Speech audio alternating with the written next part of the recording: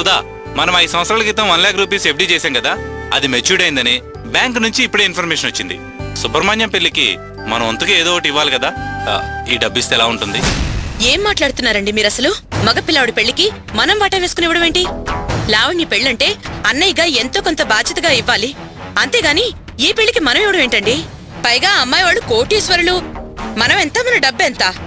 అమ్మాయి కోటీశ్వరాలనే కదా మాటి మాటికి మీ అమ్మగారు అంటుంటుంది. అన్ని ఖర్చులు పెళ్లి కూతురు వాళ్లే చూసుకుంటారు, మనం ఏ అవసరం లేదు. నువ్వు అనేది కరెక్టే కావచ్చు, కానీ వాడు నా తోడపుట్టినవాడు కదా, వాడి కోసం ఎంతో కొంత ఇవ్వాలి కదా. అమ్మ దానికోసం ఎదురు చూస్తుంది, అమ్మ ఆనందం పట్ట కోసమే మనం ఏదో ఒకటి ఇవ్వాలి. ఏనే మనిషి! చూడండి, మీ అమ్మ మనం ఏం చేసినా సంతోషపడదు, పెద్దగా పట్టించుకోదు. మనం మన శక్తికి మించి సాయం చేసినా కూడా ఆవిడ గారు మాత్రం మనల్ని అందరి ముందు తక్కువ చేసే మాట్లాడుతుంది. అమ్మ అలా మాట్లాడుతుందని నువ్వెలా అంటావు? ఏదో కోపంలో 4 మాటలు అంటుంది గాని ఎవరు పడితే వాళ్ళకి మన గురించి లేని పని చెప్పే మనిషి కాదు. మీ అమ్మ గురించి మీ అభిప్రాయం అదే కావచ్చు, కానీ ఆమె గురించి నాకు బాగా తెలుసు.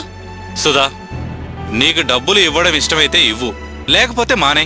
అంతేగాని మా అమ్మ గురించి నీ ఇష్టం వచ్చేట మాట్లాడకు. మా అమ్మ గురించి నీకన్నా నాకే బాగా తెలుసు.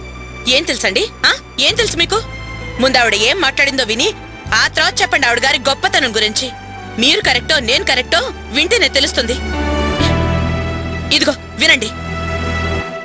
దానికన్నా గొప్ప సంబంధం సుబ్రహ్మణ్యానికి దొరికిందని కుళ్ళుకుంటోంది, తట్టుకోలేక నా మీద విరుచుకుపడుతోంది. ప్రతిదానికి పొగరబోతుతనంగా మాట్లాడుతుంది.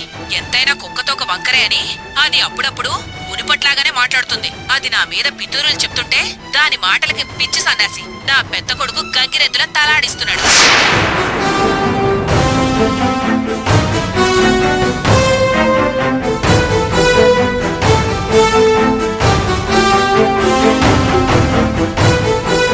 మా అమ్మ గురించి నాకు బాగా తెలుసు అన్నారు, ఇప్పుడేమంటారు? ఇదేనా మీ అమ్మగారి మంచితనం? విన్నారుగా ఆవిడ మనసులో మాట. పరాయి వాళ్ళ దగ్గర మన గురించి తక్కువ చేసి మాట్లాడదు అని చాలా కాన్ఫిడెంట్ గా చెప్పారు. ఇవి నా మాటలు అంటారా? నేనేమన్నా మిమిక్రీ చేశానంటారా? చూడండి, ఆవిడ గారి మాటలు విన్న తర్వాత నేను ఒక నిర్ణయానికి వచ్చాను. ఇంకా ఆవిడ మాటలు వింటూ ఆమె అనే మాటలు పడుతూ నేను ఆ ఇంట్లో ఉండదలుచుకోలేదు. మనం మనకని కొనుక్కున్న ఇల్లు రెడీ అవటానికి ఆలస్యం కావచ్చు, కానీ అందాక వేరే ఇల్లు అద్దెకు తీసుకుని వేరే కాపురం పెట్టాలనుకుంటున్నాను. అర్జెంటుగా అద్దెలు దొరకపోతే ఏ హోటల్ రూమో తీసుకుని వెళ్దాం అనుకుంటున్నాను. ఇక నేను ఆ ఇంటికి రాదలుచుకోలేదండి. మరీ అంత ఆవేశపడదు సుధా. సుబ్రహ్మణ్యం పెళ్ళయ్యేంత వరకు మనం అక్కడే ఉంటాం మంచిది. సుబ్రహ్మణ్యం పెళ్లికి దీనికి ఏంటి సంబంధం?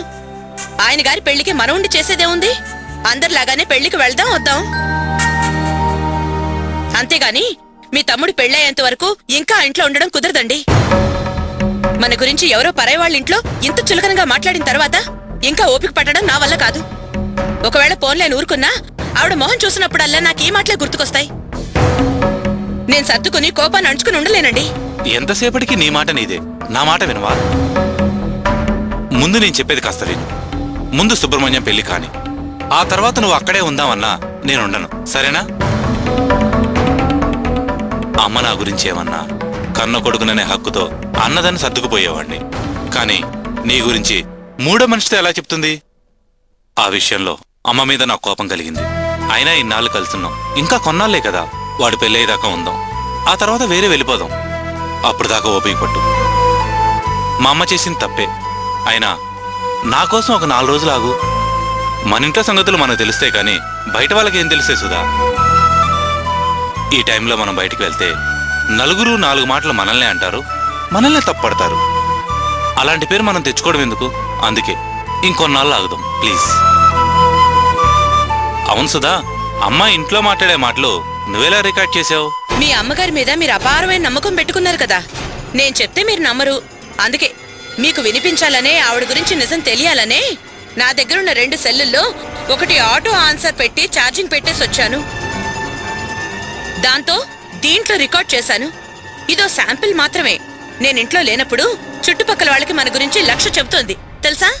ఇప్పటికైనా మీ అమ్మ గురించి తెలుసుకున్నారు కదా, ఆలోచించండి. ఎంత టెక్నాలజీ డెవలప్ అయినా అదిలా అత్తా కోడల పంచాయతీకి వాడుకోవాలా? పాపం అమ్మకి టెక్నాలజీ గురించి ఏం తెలుసు? ఆమె దూరంలో మాట్లాడుంటుంది.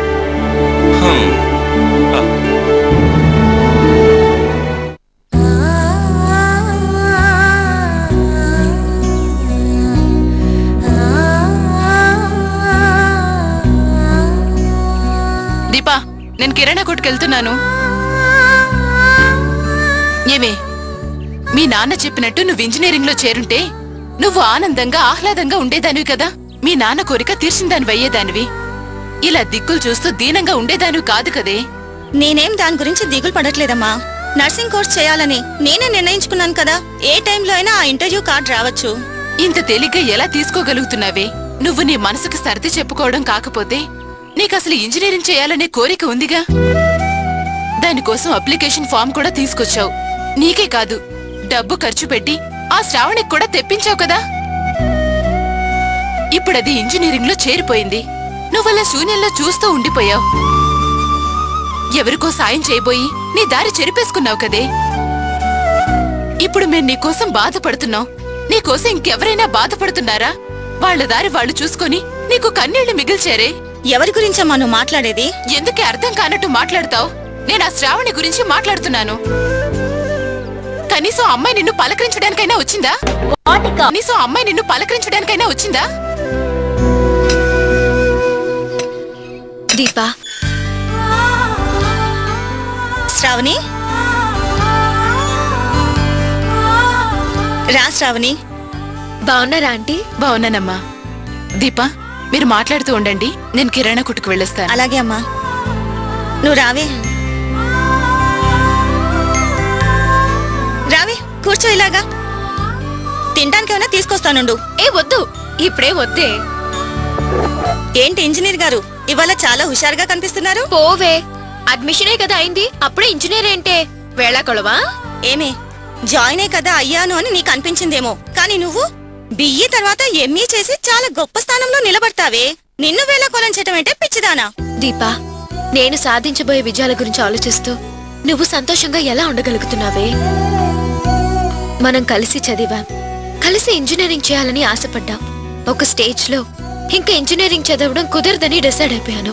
కానీ నువ్వు, ఏ పిచ్చి, నేను చదివితే ఒకటి, నువ్వు చదివితే ఒకటా? ఇద్దరం ఒకటి కాదా? నా ఫ్రెండ్ పెద్ద ఇంజనీర్ అయితే అదే చాలు, నాకు గొప్పగా చెప్పుకొని మురిసిపోతాను. దీపా, అవును శ్రావణి, నీ జీవితంలో బాధ అనే మాటకి చోటు ఉండకూడదు. ఇప్పటికే జీవిత కాలానికి సరిపడే బాధను అనుభవించేశావు. ఇక నుంచి సంతోషంగా ఉండాలి, అర్థమైందా?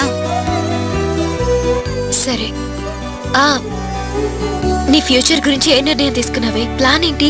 నేను నర్సింగ్ కోర్స్ కోసం అప్లై చేశానని చెప్పాను కదా, అది రాగానే జాయిన్ అయిపోతాను. నువ్వు ప్రాజెక్టు నిలబెట్టు, నేను ప్రాణాలు నిలబెడతాను. అవునే, నువ్వు ఇప్పుడు సుబ్రహ్మణ్యం కానీ కలిసొస్తున్నావు కదూ? అవును. నువ్వెలా కనిపెట్టావే? నువ్వు ఇక్కడికి వచ్చేటప్పుడే నీ మొహంలో సంతోషం చూసి నువ్వు సుబ్రహ్మణ్యం కానీ కలిసొచ్చావని అర్థమైపోయింది. ఇక కనిపెట్టే పనే ఉందమ్మా. చాలే పోవే. ఇప్పుడు నేనేం నీకు అడ్డుగా లేను కదే, ఎందుకంత సిగ్గుపడుతున్నావు?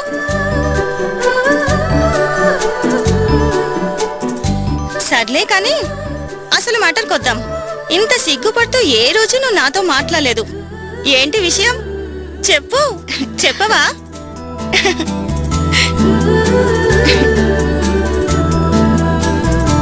అవును, తమరు సుబ్రహ్మణ్యం గారిని ఎక్కడ కలిసొస్తున్నారో? నేను నాన్న బ్యాంక్ వెళ్ళి కలిసొస్తున్నాం. ఏమన్నారు?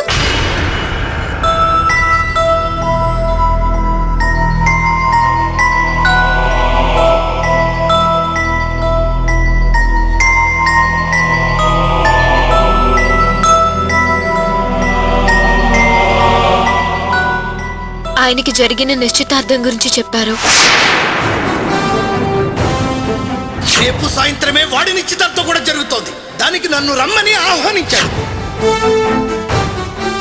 నేను నాన్న కంగ్రాట్స్ చెప్పి వచ్చేసాం.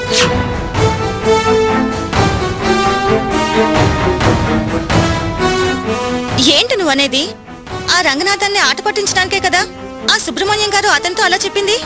నిశ్చితార్థం గురించి ఎవరైనా అబద్ధాలు చెప్తారా? చెప్పొచ్చు, ఆయన ఈ విషయం సీరియస్ గా ఆలోచించాలి. ఆలోచించేదేముంది, ఆయన అలాగే చెప్పారు.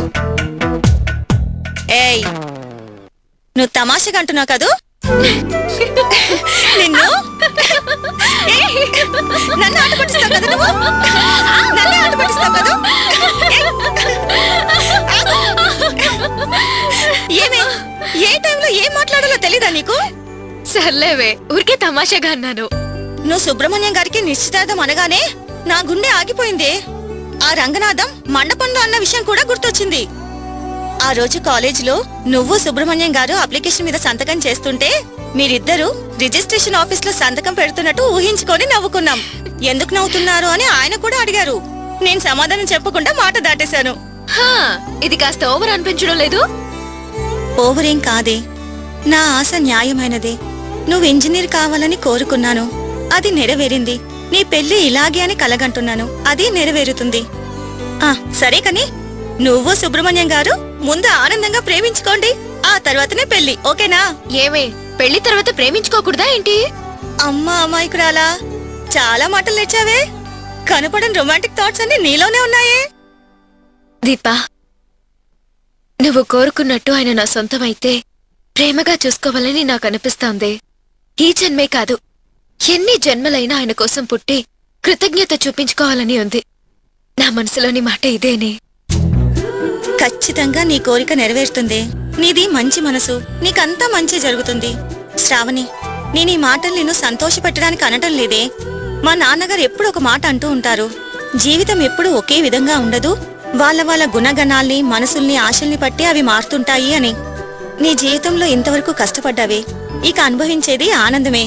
అందులో ఏ అనుమానం లేదు. నేను చెప్పినట్టే జరిగి తీరుతుంది. కావాలంటే చూడు, సుబ్రహ్మణ్యం గారిని నువ్వెప్పుడైతే కలిశావో అప్పటినుంచి రాజయోగం నీ జీవితానికి మొదలైందే. నువ్వు చెప్పేదంతా వినడానికి చాలా ఆనందంగా ఉంది, కానీ నాకున్న ఉద్దేశం అసలు ఆయనకుందో లేదో తెలీదు కదా. ఏంటి అలా అంటావు? ఆయనకి ఆ ఉద్దేశం లేకపోతే నిన్ను అడగటానికి మీ ఇంటికెందుకొస్తారు? అప్పుడు ఆలోచన ఉండొచ్చు, కానీ ఇప్పుడు ఆలోచన ఉందో లేదో తెలీదు కదా.